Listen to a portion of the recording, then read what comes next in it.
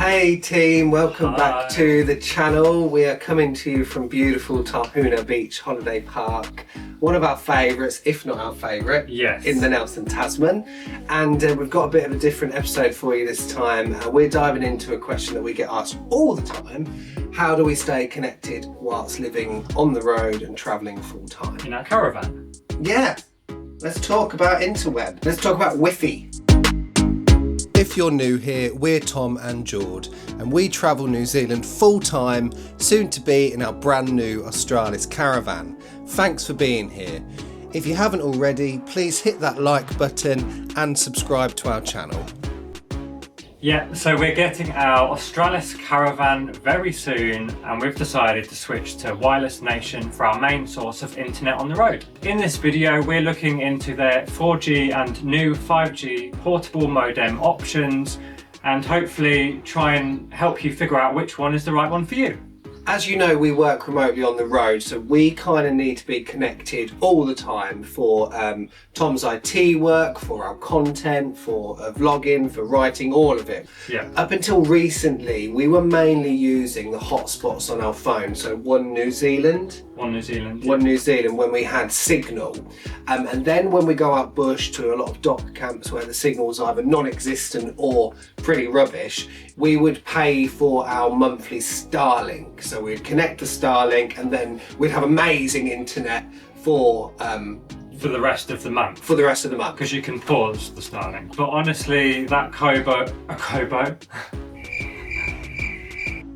But honestly, that combo of Starlink and hotspots drove us crazy in the end. So using the phone hotspots was kind of hit and miss, especially in rural areas.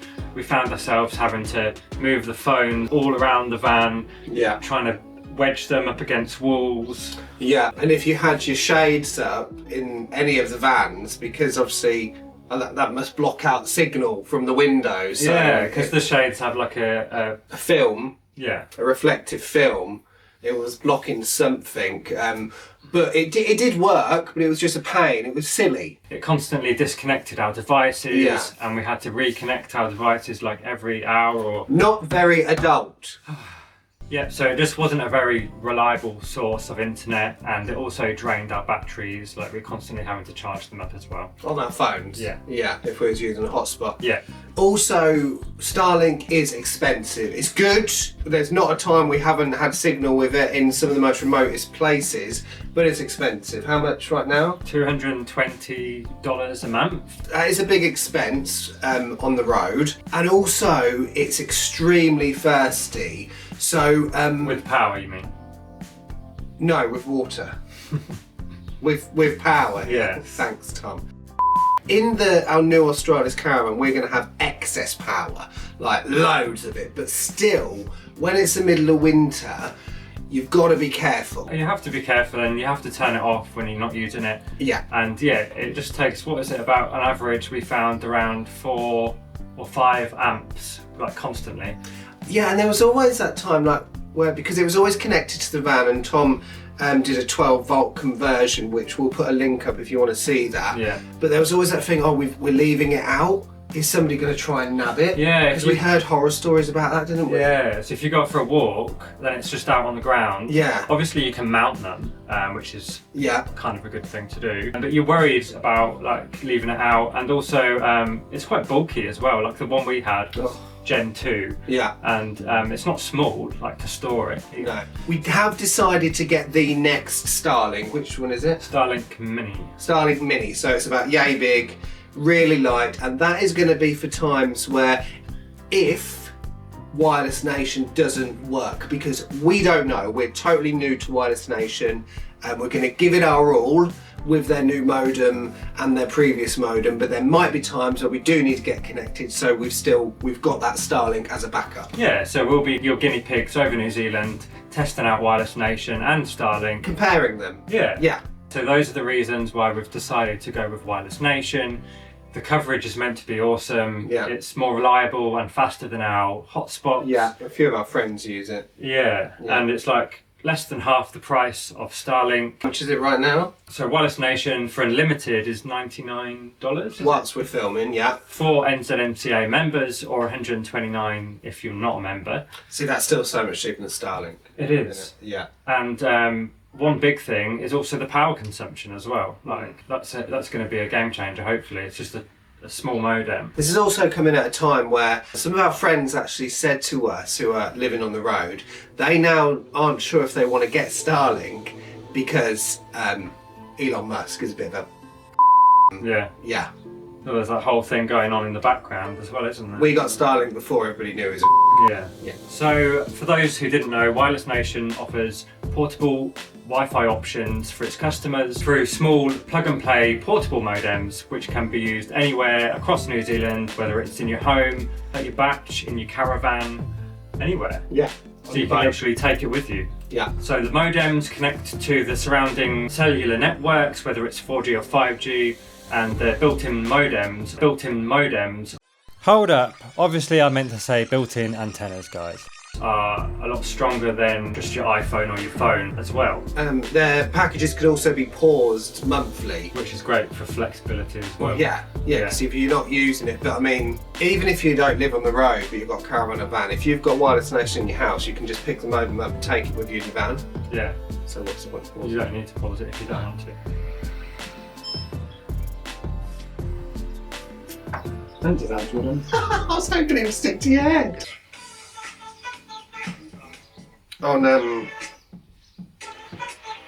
So, is it recording? So, 4G or 5G? Which one should you pick? Don't laugh at me. 5G. This one because it looks better. Or 4G, which is awesome too. This is the 4G Deco modem. This one is my favourite.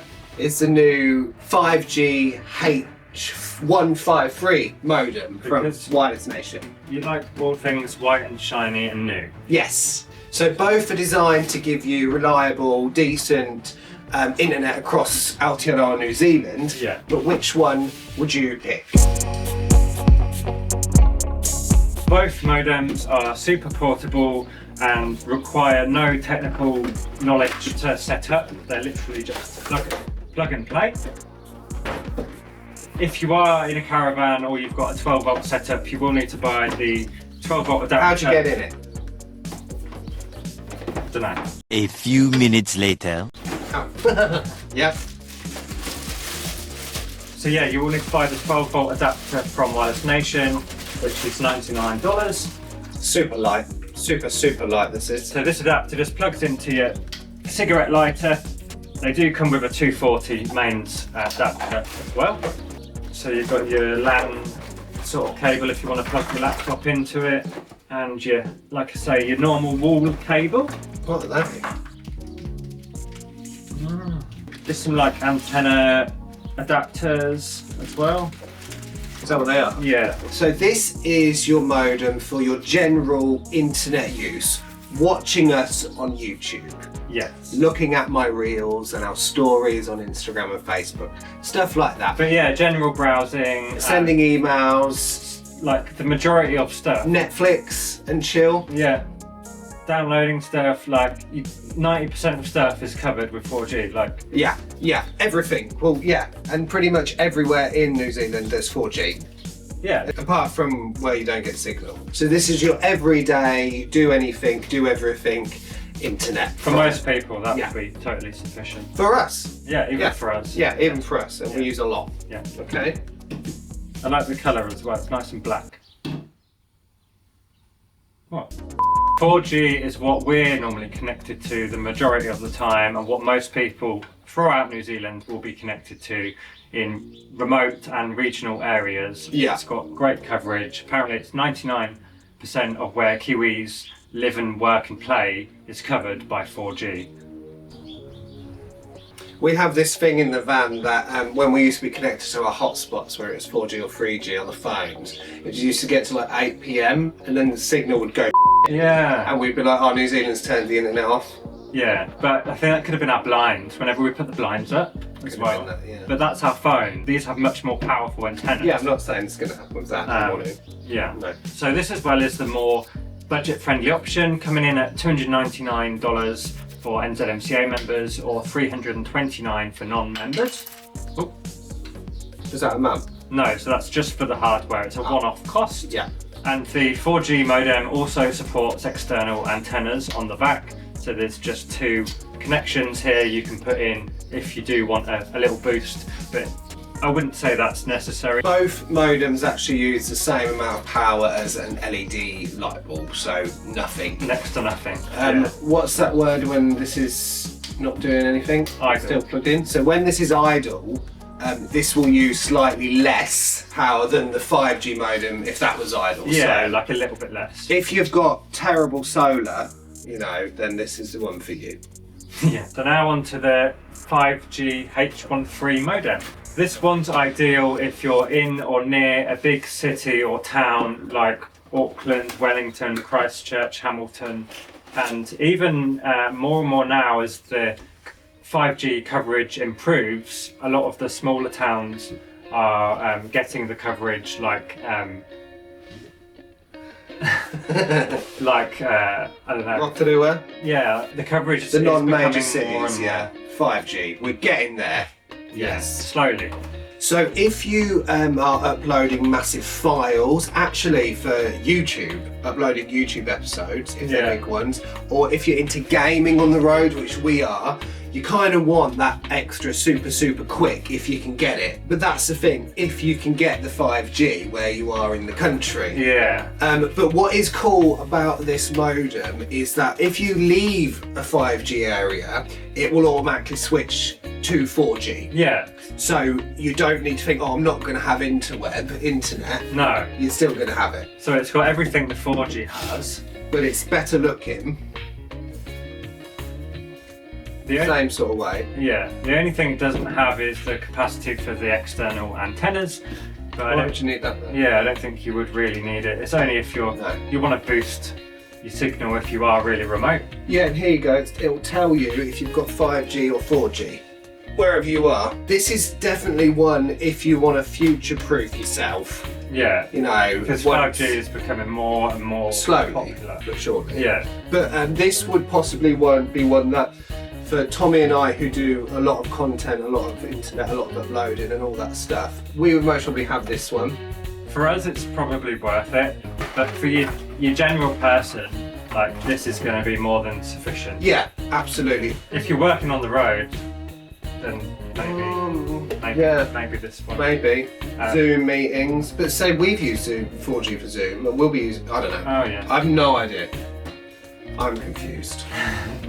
No need to get confused, Geordie. Real world 4G speeds in New Zealand can vary from around 30 to 100 megabits per second for downloads and around 18 megabits per second for uploads. Again, 5G speeds can expect between 100 and 400 megabits per second for downloads and between 20 to 35 megabits per second for uploads. Most everyday internet use like video streaming, general browsing and video calls, you won't need more than 30 to 50 megabits per second downloads. If however you have a large family with multiple devices working all at the same time, or if you download large files or you're really into your video gaming, you may use over this amount. As you can see, when I tested both modems in a 5G area, both were quick enough to support everything we need them for. It may really just depend on where you're using the modems and how strong the cellular signal is.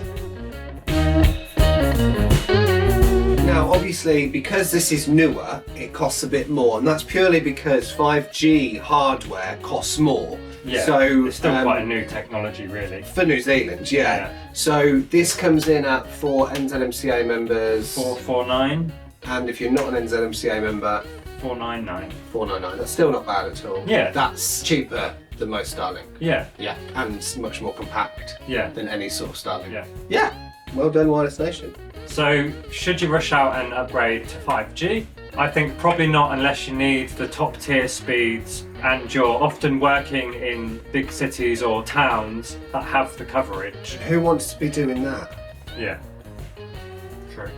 Most people, if you're like us and you're just travelling through regions, will be more than happy with the 4G option. But that's kind of what we're going to test out and tell you, isn't it? Yeah. We're going to be using both of these in different locations around the country, and we're going to tell you what we think, what works for us, and if we think 5G is worth it, or if it's a must, or if 4G is sufficient, or what knows. For instance, now we're at Tahuna Beach and we've got 5G signal. So we'll whack in some speed tests and show you the difference between these two modems. Yeah. Bearing in mind, if this one comes out a lot higher, it doesn't mean you're going to need it, like for what you were doing. You might not even notice the difference. If you're just surfing the web, which is light use, or looking at emails, you're not going to notice the speed difference. We're next to an airport. Only a wee one.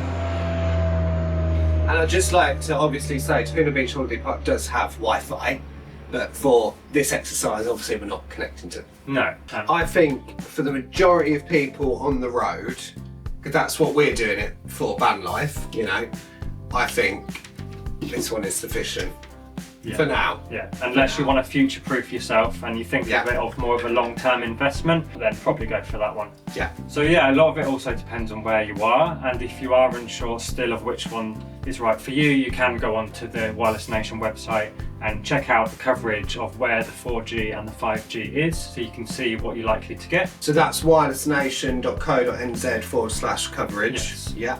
And also, we've been chatting to the team at Wireless Nation for a wee while now about moving what we need over to Wireless Nation, and they've been really, really helpful. So if you've got questions that you don't think we're going to answer, or you need to know something super quick, reach out. They've been really, really helpful. They also do like lives, kind of, what they're called? They go live on Facebook quite often, so check them out. We obviously don't, but obviously. But yeah, they put customers first. They don't, unlike Starlink, they don't just put the profits first, and they have a big customer focus, and also they put money back into the NZMCA, which we quite like as well. So yeah, we will keep you posted with how we go once we get our brand new Australis caravan. We'll check them out, give us some time, reach out if you've got any questions at all. What do you think? Are you already using this? Is it good? Is it bad? Are you using this? Is this available now? I'm not sure if it's available yet. I don't know if this is available right now. It is new. So if you haven't already, please subscribe. It's totally free and helps us grow our channel. And if you have any questions about staying connected on the road, leave a comment and we'll see you in the next one.